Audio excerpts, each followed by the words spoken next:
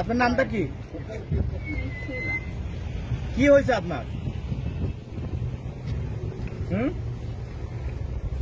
মেরেছিল, শরীর খারাপ। কে মেরেছে? আলম। মারার পরে কি আপনি কোনো আইনগত সহযোগিতার জন্য থানায় গেছিলেন কি? থানা পুলিশে? কালকে গেছিলাম থানায়, যাওয়ার পরে বলছে আগে হসপিটালে ভর্তি হন, তারপরে আপনার সব কিছু নেওয়া হবে। পরে আমার সিএনজি ওয়ালা আবার টাকা নিল আমার কাছে দিয়ে, 2000 নিয়ে থানার ভেতর যে দিল। পরে আজকে গেলাম, আরো 2-3 জন ভাই ছিল, তারা বলল যে আজকেও বলল যে আপনি আগে মেডিকেলে সুস্থ হয়ে আসেন। আমি এই অবস্থায় যদি আমি মারা যাই, মামলাটা যদি না নেওয়া হয়। আর আপনাদের উদ্দেশ্যে আজকে একটা কথা বলি, ও আমারে অস্বীকার করছে, আমি সবার উদ্দেশ্যে বলছি, যদি কালকে আমি এই 2 দিনে মারা যাই, আল্লাহ যদি নিয়ে যায় তাহলে তো ভালো, আর সোমবার আমি আরো সাংবাদিক সম্মেলন করে আমি সুইসাইড করব।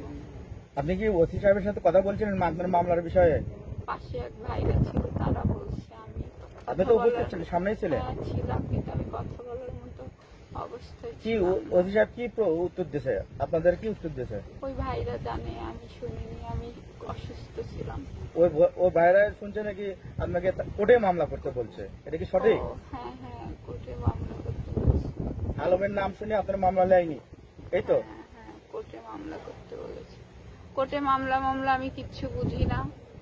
আমি যদি মরে যাই, আপনাদের কাছে আপনারা তদন্ত করবেন, বাংলাদেশের জনগণ, কে সত্যি কে মিথ্যা। আমাকে অনেক ভয় দেখানো হচ্ছে যে সে দেখায় দেবে সে হিরো আলম, তার ক্ষমতা অনেক বেশি। আমি একটা মেয়ে, আমার কোনো ক্ষমতা নেই, আমি দুনিয়ায় থাকতে পারবো না। আমার এই মান ইজ্জত নষ্ট করে দিছে সে আমাকে ব্যবহার করছে। আজকে তার পুরো পরিবার ব্যবহার করছে। তার বাবার সেবা যত্ন করার পরে তারা আমারে রাস্তায় ফেলে দিয়ে এখন পর্যন্ত আমার ব্লাড দেওয়া লাগবে। তার কাছে আমার টাকা রয়েছে, টাকা চাচ্ছি, টাকা দিচ্ছে না। কোথায় ফেলে দিয়েছিল আপনাকে? ওই সে বনানী তার কর্মচারীরে দিয়ে রাইখে চলে গেছে। আর আপনাকে মারপিট কোথায় করছিল? আমার এই কাজ। না কোন জায়গায়, কোন বাসায়? ওর বাসায়। ওর বাসা কোথায়? এরুলিয়ায়। আলমের সাথে কতদিন আগে বিয়ে হয়েছে আপনার? 8 মাস আগে। 8 মাস আগে। এখন সে অস্বীকার করছে। কাবিন আছে, কাবিন ওর কাছে 8 মাস পূর্বে ঢাকায় হয়েছে না বগুড়াতে? ঢাকায় ওর অফিসে। কোন পেপারস আছে বিভাগে? ওর কাছে সবকিছু। সে কাজীর নাম জানেন না আপনি? না, জানি না। সে ঢাকায় আমার সাথে সংসার করছে, ওখান থেকে আমাকে বগুড়ায় পাঠাইছে। আমি 2 মাসের বেশি বগুড়ায় ছিলাম, পরে আবার ঢাকায় গেছি। 2 মাস আপনি বগুড়া কোথায় ছিলেন? ওর বাড়ি সংসার করেছি। শেষ করে আজকে আপনাকে মারধর করছে কে কে? আজকে করেনি, গতকালকে। কালকে ওর মেয়ের নাম কি? ওনার মেয়ের নাম কি? আলো। ও গায়ে হাত দেওয়ার পর আমি আর সহ্য করতে পারিনি। এত ভালোবাসছি ওদের। আশেপাশে এলাকার মানুষের কাছে জিজ্ঞেস করবেন যে কতটা ভালোবাসি ওদেরকে আমি। ওইটা আমি নিতে পারিনি। ওই আলোর বয়স কত হবে? 17-18 বছর।